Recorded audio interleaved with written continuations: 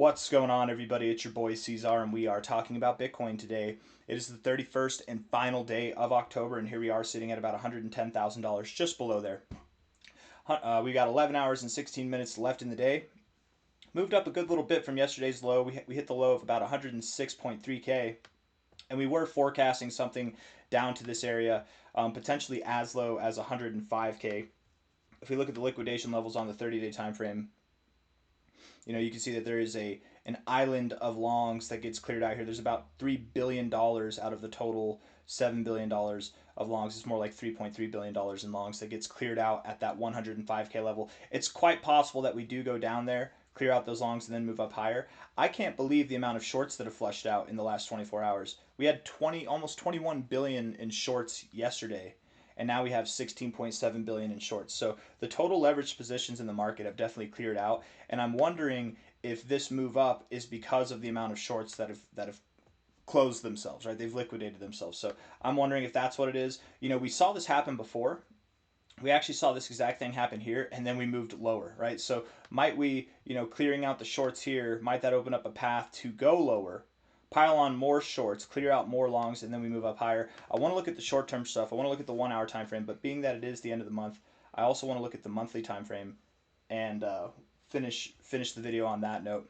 I'm very confident that Bitcoin does not break down here, okay? I've been doing technical analysis for 10 years, guys, and that doesn't mean that I'm a genie or a prophet or anything, but these megaphone patterns, they're rare, but they do happen, and when they happen, they're pretty reliable, especially with these, what's called a partial decline. Whenever you reach for the trend line to either effect, if it was to the upside, we'd be bearish, right? But when you reach for it and you can't quite get there, that's a very positive signal that suggests we will, in fact, break out higher. Now, I have seen these patterns where they do these partial declines and inevitably they still break down, but typically those are on shorter time frames. I've never seen one on a daily time frame fail. I really do expect that we would be breaking out to the upside. I'm quite confident that we do. And again, for anybody who missed it, from a high to a low, the way that you'd measure this pattern, the measurement itself would take us to about 153K. So I really do expect that we'll see 150K or something at least above like 130K, 140K by the end of November. I really do think that we'll be there. 150K or more by the end of the year.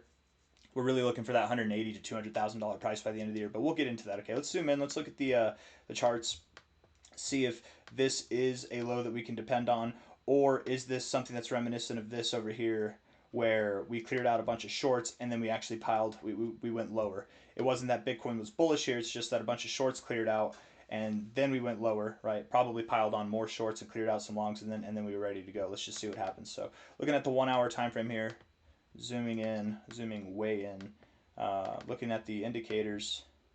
The RSI itself is actually kind of bullish. I have to say, I like this. I like the downtrend turning into a sideways trend, and now we're up here. But oftentimes, if you are forming an uptrend, that means that there's going to be some kind of lows, right, to form a higher low off of. So perhaps we do come down just to start the day. Maybe we bounce off the 40.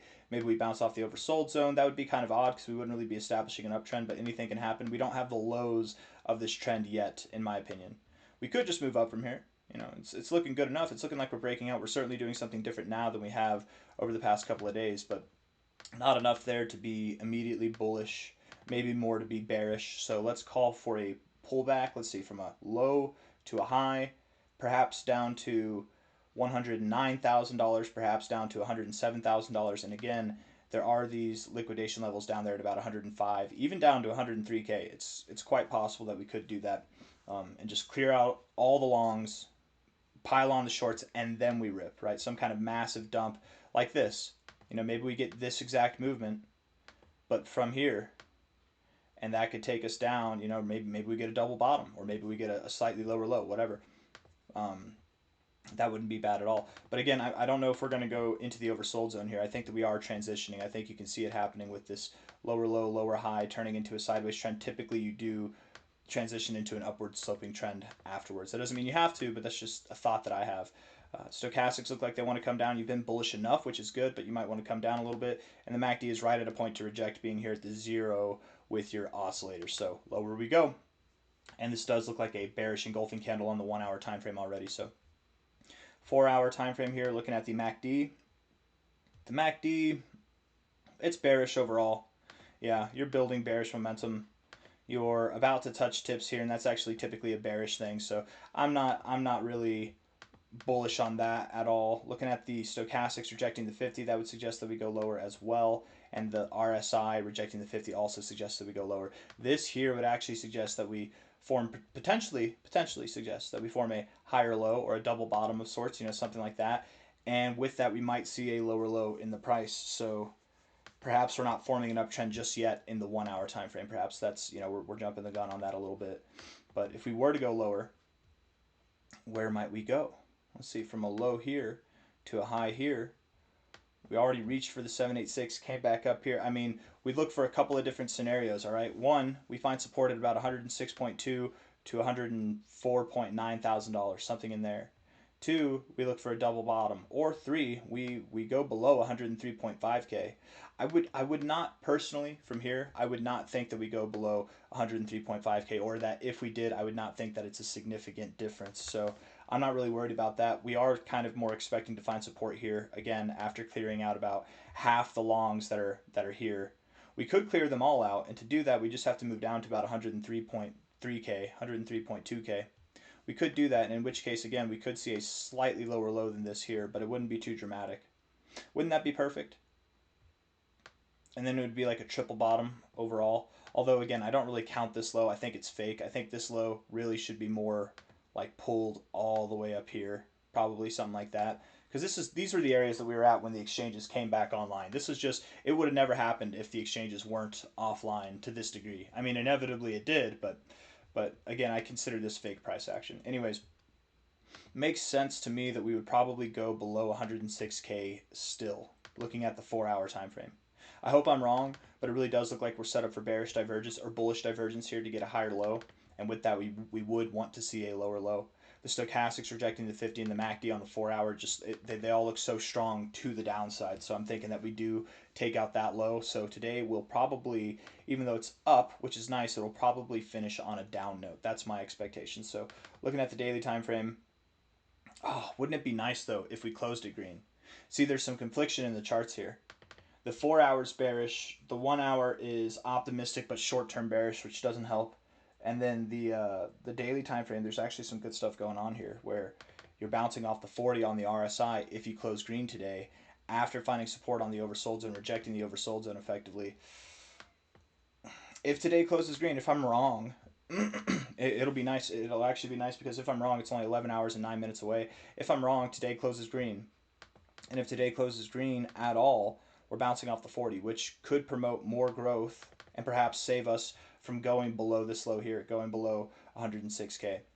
The MACD here is also at a point to bounce. It really is at a point to bounce if we wanted to move up higher from here. It actually is. We could flip red and it's fine. Sometimes we do that. Sometimes, you flip green, you test out the waters. You flip red momentarily here for like a week, and then boom, you recover, right? If we were to be bearish for a week today, or even less than a week, I mean, I think that's fine. That's like 1, 2, 3, 4, 5, 6, 7 days, literally. So about a week. Maybe more, maybe less. I wouldn't be surprised if we started off the month of November to the downside, to be completely fair, though. Scratching my head here, you guys. I don't know. The daily chart gives me hope, but I'm going to stick with the idea that we do take out yesterday's low. I'm sticking with that idea. Zooming out, looking at the weekly time frame, and I hope I'm wrong. I hope I am wrong.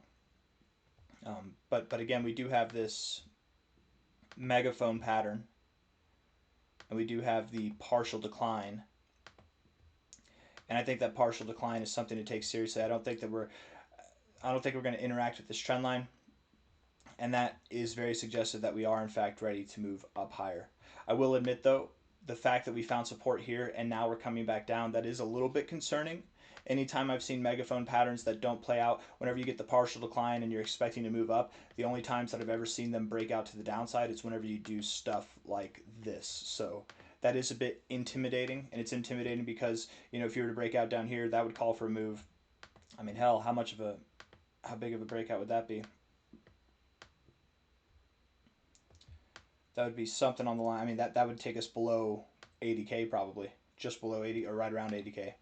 That'd be nuts. That'd be nuts, guys. That'd be absolutely crazy, but that is what it is, And again, I'm not saying that that's what's going to happen. I still believe we're in a bullish formation. I'm just saying the only times that I've ever seen megaphones not work out is whenever you do stuff like this. You get the partial decline, you come up, and then you come back down. I'm not expecting that we break out of this to the downside, but again, I'm making you aware of the situation, right? Being fully transparent.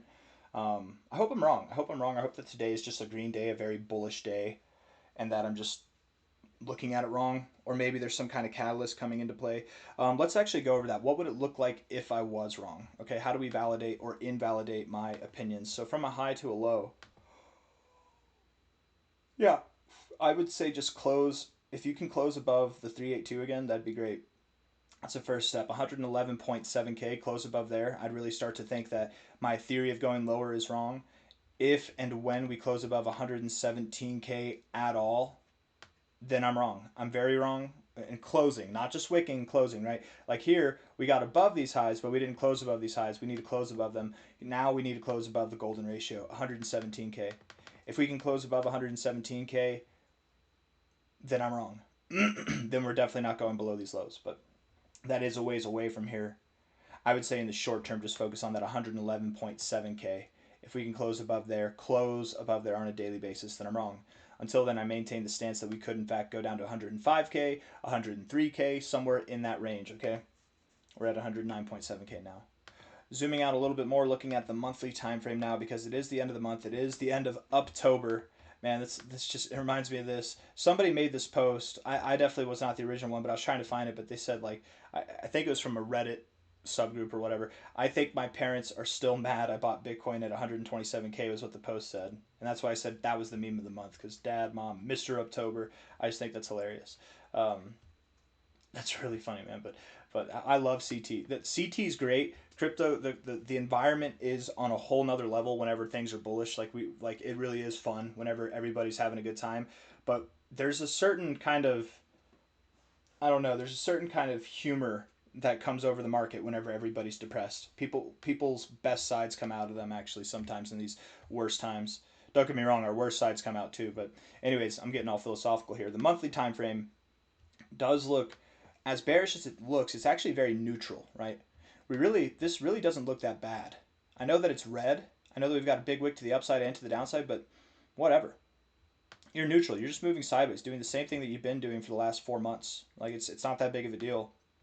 And people are calling for the end of the bull market, right? The end of the bull market last time, you guys, the first 3 months looked like this. Okay. The sideways phase that we're in now happened after a massive sell-off. We don't have that, right?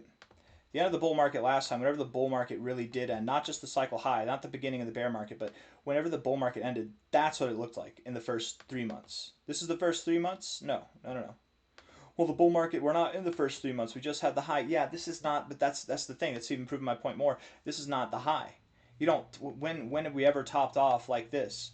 In my time learning technical analysis, I was taught that this kind of structure, this stair-stepping structure, this very long, methodical, well, like fought for movement, I was taught that this prolongs cycles and gives it strength, not weakness. So I don't think showing weakness here would make sense, personally. And this is not weakness. We're just moving sideways. If anything, we're building up strength. We're finding support at prior resistance back here. That's a good thing. That's good structurally. Everything about this is good structurally speaking. You know, the cycle before that, the first 3 months, 4 months of bear market, look at what it looked like. Look at what this one looked like, right? They're all, look at what that one looked like, right? They're all much more dramatic. Even whenever you don't have a blow off top, it's still much more dramatic than what we're seeing here. I don't think that we're in the midst of a bear market. I think we're in the midst of a consolidation phase, and that consolidation phase is in the form of a megaphone pattern. That's all. And it's bullishly implied right now, and it makes me think that we are going to break out to the upside, and that target would be 155K. Again, however, I just think that we have a day with destiny down to 103 to 105K first, but we'll see. Hopefully I'm wrong. Prove me wrong, get above 111.7K, and then I'll wave the white flag of bearish surrender. Please make me do that, please. I don't want to see us go lower. I just want to see us have a good time and start rallying, but at the same time, a little bit lower might be good enough. You know, we can get to some extreme levels of fear, which the last time that we were at extreme levels of fear, man, this thing takes forever to load. That was literally the low point. That was literally the low point in April, was whenever we had extreme fear. So maybe we get down there with a move down to the exact same lows that we had before, and we come out of it singing Kumbaya for the rest of November. I do think November is going to be a good month, you guys, but we'll see. Ben Cohen, on that note, Ben Cohen was saying that November might not be really anything. It might just kind of be a boring month. And then I wrote, if you're discouraged and having a hard time in the crypto markets, this video will make it worse.